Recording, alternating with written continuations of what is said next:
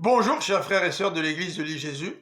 Nous sommes aujourd'hui le mardi 25 janvier 2022 et nous allons méditer ensemble Matthieu chapitre 7 versets 1 à 11. Le chapitre précédent se termine par les paroles suivantes. Soyez parfaits comme votre Père céleste est parfait.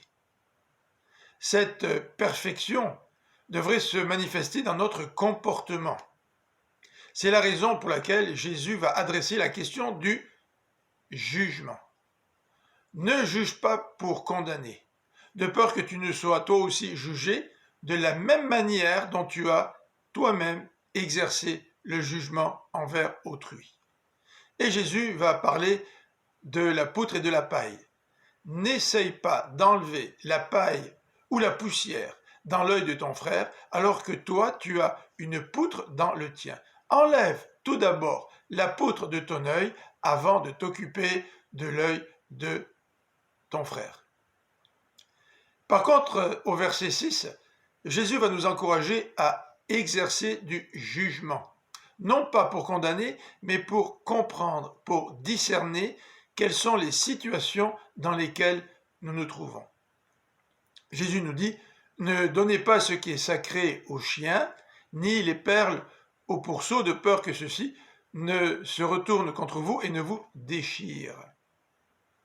La Bible du Semeur, dans ses notes, indique que les perles font référence à l'enseignement de Jésus. Si tel est le cas, Jésus est en train de dire, évalue, discerne, quand c'est le temps de communiquer mon enseignement. Car certaines personnes ne voudront pas du tout l'écouter et pourraient se retourner contre toi. Donc pour éviter la persécution, fais preuve d'un bon jugement. Dans les versets 7 à 11, Jésus va indiquer que être parfait comme notre Père céleste est parfait implique que nous fassions confiance en Dieu et que nous vivions dans la dépendance vis-à-vis de lui. Il nous invite à demander à Dieu.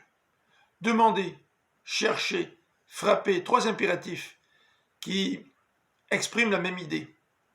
N'hésite pas à demander à Dieu pour qu'il te réponde. N'hésite pas à chercher pour pouvoir trouver. N'hésite pas à frapper pour que l'on t'ouvre.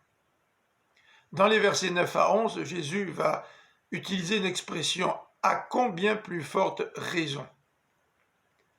Si tu demandes à ton Père terrestre qui est mauvais du pain, il ne te donnera pas un caillou de Jésus.